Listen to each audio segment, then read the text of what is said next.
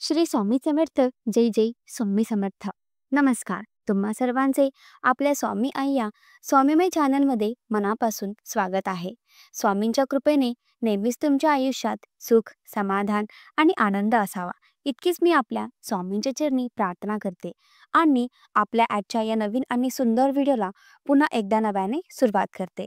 भक्तांनो बघा, आज मी तुम्हाला आपल्या स्वामी आई स्वामीमय चॅनलमध्ये श्री स्वामी समर्थ महाराजांचा अत्यंत अद्भुत मंत्र, ज्या मंत्राने हजारो स्वामी भक्तांच्या आयुष्याचे कल्याण झाले, स्वामी सर्वांनाच माहिती आहे.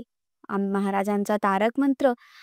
तारक मंत्रात किती शक्ती असतो, या तारक मंत्र काय चमत्कार करतो, यात प्रत्येक स्वामी भक्ताला आपल्या आजच्या या अनुभवातून मी सांगणार आहे. जे जे लोक नित्य नियमाने तारक मंत्रांचे पठण करतात, त्या प्रत्येकाने ऐका की या मंत्राने आपल्या आयुष्यात नक्की काय घडते.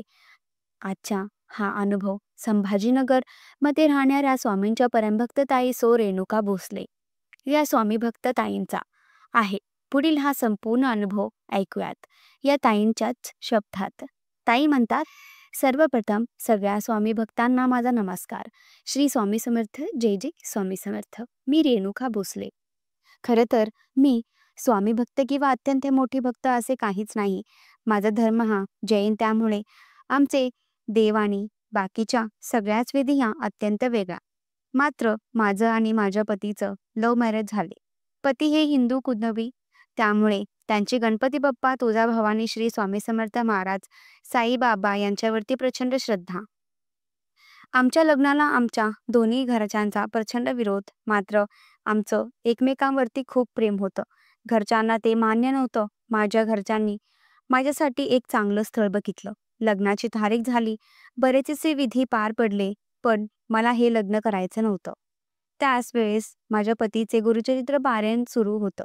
त्यांनी स्वामींच्या समोर 2 चिठ्ठ्या ठेवल्या आणि त्यामध्ये स्वामींकडून त्यांनी क्लू मागितला. एका चिठ्ठीमध्ये स्वामी आम्ही लग्न करू का, किंवा एका चिठ्ठीमध्ये स्वामी लग्न होणार की नाही. त्यामध्ये नाही असं होतं.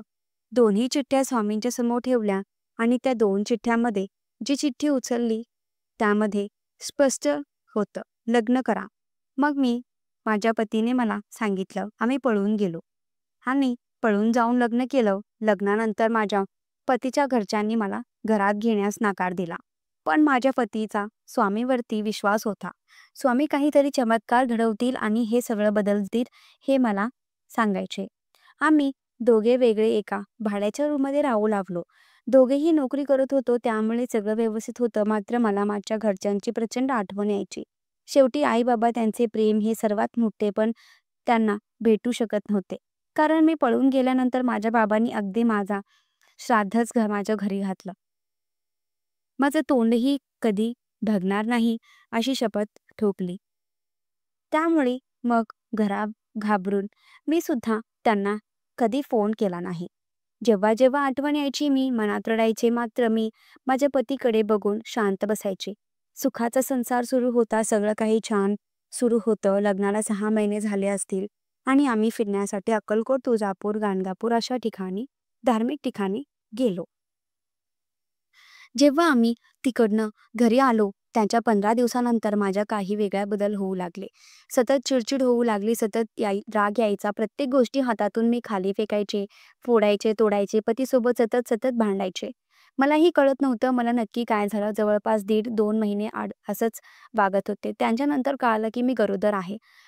गरोदरपणाचे 5 महिने पूर्ण झाले आणि त्यानंतर माझ्यात अजून बदल झाला.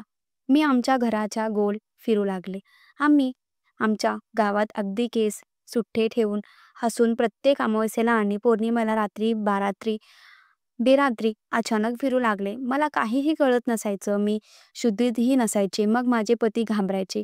शेजारचे काही लोक अत्यंत चांगले होते. त्यांनी माझ्या पतीला सांगितले की बऱ्याच वेळा गरोदरपणात बाधा लागते आणि बहुतेक तुझ्या पत्नीला काहीतरी बाधा लागलेली आहे. जे लोक बाहेरचं बघतात त्यांच्याकडे तिला घेऊन जा, म्हणजे ते बाधा दूर करतील. मग जे लोक बाहेरचे बघतात त्यांच्याकडे माझे पती मला घेऊन जायचे, पण तरीही माझ्यात काही परिणाम होत नव्हता. मला 7वा महिना लागला. मात्र या 7व्या महिन्यामध्ये मी अजूनच त्रास देऊ लागले. एके दिवशी माझे पती कामावर गेले आणि त्या दिवशी आमच्या घरात असणारे मी कीटकनाशकाचं होतं ते मी प्राशन केलं. अगदी ते प्राशन केल्यानंतर काही वेळातच मी बेशुद्ध झाले. त्यानंतर जेव्हा मला शुद्ध आली तेव्हा मी हॉस्पिटलमध्ये होते. डोळे बघितले, उघडले. मला काहीच कळेना. मी माझ्या पतीला विचारू लागले, "मी कुठे आहे? आपलं घर कुठे आहे?" त्यांच्या काही वेळाने मला माझ्या पतीने सांगितले, की "तू विष पिले आहे." मी अगदी उठून जागी झाले. खरं तर घरात वादाचं कारण नव्हतं. विष पिण्यासारखं काहीच नव्हतं. मग ते विष मी का पिलं? ते माझ्या मनात सुचेना. जेव्हा मला शुद्ध आलेली तेव्हा बरोबर 3 दिवस उलटून गेलेले आणि तेव्हा माझ्या पतीने मला सांगितलं, "तू 3 दिवस बेशुद्ध अवस्थेत होती. डॉक्टरांनी गॅरंटी सोडून दिली होती, कुठल्याही प्रकारची तुझ्यामध्ये काही सुधारणा होत नव्हता. 3 दिवस दररोज मी तुझ्या तोंडावरती तारक तीर्थ शिंपडायचो आणि तुझ्या ओठाजवळ 1 चमचा तारक तीर्थ पाजवायचो. आज 3रा दिवस आहे बघा, आज गुरुवार आहे आणि तुला शुद्ध आली आहे. तुम्हाला सांगते, ते तारक तीर्थ 3 दिवस माझ्या पतीने माझ्यासाठी बनवलं. माझ्या तोंडावरती, माझ्या पूर्ण कपड्यांवरती ते शिंपडलं आणि 1 चमचा त्याने मला पाजवलं. कदाचित म्हणून मी सुखरूप वाचले आणि माझे पती पोटातले जे बाळ होते ते सुद्धा व्यवस्थित राहिले. मग माझा डिस्चार्ज झाला. मी घरी आले. तिथून माझे पती 9व्या महिन्यापर्यंत मला रोज तारक तीर्थ खरं तर जी बाधा मला लागलेली होती ती बाहेरील बाधा मात्र त्रास देत होती. असंख्य उपायाने जी जात नव्हती, ती तारक तीर्थाने त्या काही दिवसामध्ये पूर्णपणे संपून गेली. आता पूर्ण सगळं आमचं प्रेमाचं, आनंदाचं अत्यंत व्यवस्थित सुरू होतं. त्याच दरम्यान माझ्या डिलिव्हरीचा टाईम आला. बरोबर बुधवारच्या रात्री माझ्या पोटात दुखू लागलं. जोरजोराने कळा येऊ लागल्या. पतीने मला हॉस्पिटलला नेलं. जेव्हा हॉस्पिटलमध्ये गेलो, मला ॲडमिट केलं तेव्हा डॉक्टरांनी स्पष्ट सांगितलं, "रिस्क खूप मोठी आहे. तुम्हाला वाटत असेल तर तुम्ही यांना दुसरीकडे घेऊन जा." पण दुसरीकडे जायला पावसाचे दिवस होते. ट्रॅफिक खूप जास्त होती त्यामुळे मोठ्या हॉस्पिटलला नेईपर्यंत माझी डिलिव्हरी अशीच झाली असते. त्यामुळे त्या पतीने नकार दिला. "जे होईल ते आता इथेच करा," असे डॉक्टरांना सांगितलं. आईने मोमेंटला डॉक्टरांनी बाहेर घेऊन सांगितलं, की एकतर आई वाचेल, एकतर बाळ वाचेल. दोघांपैकी कुणाला वाचवायचे आहे, तुम्ही डिसाईड करा. ताई म्हणतात, माझे पती प्रचंड तणावात गेले. त्यांना बाळही हवं होतं आणि मी सुद्धा मात्र निर्णय घेता येत नव्हता. डॉक्टरांनी स्पष्ट सांगितलेले दोघांपैकी एकच वाचणार आहे. माझे पती हॉस्पिटलमध्ये तिथे एक गणपतीची सुंदर मूर्ती आहे. त्यांच्यासमोर दत्त महाराजांचा फोटो आहे. तिथे गेले, दत्त महाराजांना, बाप्पांना हात जोडले, प्रार्थना केले. एका ग्लासभर पाणी तिथे त्या मंदिरात समोर ठेवलं. त्यावर उजवा हात ठेवला. 11 वेळा तारक मंत्र म्हणाले आणि ते तारक तीर्थ त्यांनी डॉक्टरांकडे दिले. डॉक्टरांच्या पाया पडून त्यांनी एकच सांगितलं, "डॉक्टर, माझ्या स्वामीवरती खूप विश्वास आहे. माझे स्वामी माझ्या मनातील धावून येतील. फक्त माझी एकच इच्छा पूर्ण करा. हे जे पाणी मी दिले त्यात थोडंसं पाणी माझ्या पत्नीच्या तोंडावर किंवा तिच्या अंगावर शिंपडा. शक्य असेल तर थोडंसं पाणी तिला पाजा." शेवटी डॉक्टरांना ही दया आली. त्यात ऑपरेशन थिएटरमध्ये आले. ते पाणी त्यांनी आमच्या पत्नीच्या अंगावर शिंपडले. थोडंसं पाणी एका चमच्याच्या ओठावर ठेवले आणि बरोबर अर्ध्या तासानंतर डॉक्टर बाहेर बाळाला घेऊन आले. ताई म्हणतात, त्या तारक तीर्थामुळे खूप मोठा अनर्थ टळला. तिथे डॉक्टरांना ही गॅरंटी नव्हती. चमत्कार घडला आणि मी आणि माझे बाळ आम्ही दोघेही सुखरूप होतो. मला मुलगा झाला आणि तो गुरुवारचाच दिवस होता. पुन्हा एकदा स्वामींचा साक्षात्कार आम्ही आमच्या डोळ्यांनी पाहिलं. पुढच्या 5 दिवसामध्ये मला हॉस्पिटलमधून डिस्चार्ज दिला. मी घरी आले. जवळपास 3 महिन्यामध्ये मी बरीचशी रिकव्हर झाले आणि मग मी स्वामी सेवा लागली. इतके दिवस मी माझ्या पतीसोबत राहत होते. मग मी कधीच स्वामी सेवा केली नव्हती. त्यातलं मला काहीच माहिती नव्हतं कारण ही सगळी सेवा माझे पती करायचे. पण असे चमत्कार घडले की मी स्वामी सेवेला लागले. त्या 3 महिन्यानंतर मी 11 गुरुवारचे व्रत केले. मी प्रत्येक महिन्याला गुरुचरित्र पारायण करायचे. सारामृत वाचायचे. असंख्य स्वामी सेवा सुरू केल्या आणि मला बारे स्वामींचे दृष्टांत भेटले. शेवटी माझे एकच इच्छा होती की घरच्यांनी आम्हाला स्वीकारावं. माझं बाळ बरोबर 1 वर्षाचं पूर्ण झालं आणि तुम्हाला सांगते, एके दिवशी अचानक माझ्या मोबाईलवरती फोन आला. अनोळखी नंबर होता. 2 मिस कॉल घेऊन गेलेले होते. इतके फोन कोण करते म्हणून रिसीव्ह केला. तर तो माझ्या बाबांचा फोन होता. त्यावेळेस तुम्हाला सांगते माझं गुरुचरित्र पारायण सुरू होतं. त्या नित्यनेमाने सकाळी 7:30 ते 8:30 या दरम्यान गुरुचरित्र पारायणाचे आणि बरोबर 8 ते 9 या दरम्यान 108 तारक मंत्रांचे दोन्ही सेवा सुरू होत्या आणि त्या सेवेने मला अनुभव दिला. माझ्या बाबांचा फोन आला. शेवटी बाबांना कळालं मला मुलगा झालाय आणि मग आनंदित होऊ. अवघ्या 2 दिवसानंतर आई-बाबा माझे 2 भाऊ-बहीण सगळे मला भेटायला आले. अगदी स्वप्नासारखे माझ्या घरच्यांनी मला स्वीकारले. आता माझ्या घरच्यांनी मला स्वीकारले, पण माझ्या सासऱ्यांनी मला स्वीकारले असे खूप वाटत होते. एके दिवशी आम्ही आमच्या बाळाला घेऊन अक्कलकोटला जाण्याचा विचार केला. तिकीट बुक केलं. आम्ही अक्कलकोटला मध्ये गेलो. स्वामींचे छान दर्शन घडलं. दुपारचे 3:30 वाजले असतील. स्वामींचे दर्शन घेऊन आम्ही वटवृक्षाच्या खाली बसलो होतो आणि तितक्यातच तुम्हाला सांगते माझे सासू आणि म्हणजे सासरे त्याच वटवृक्षाखाली आम्हाला दिसले. सुरुवातीला मला ते वेगळेच कोणीतरी असतील असे वाटले. मी माझ्या पतीला सांगितले की हे आपले आई-बाबा आहेत का?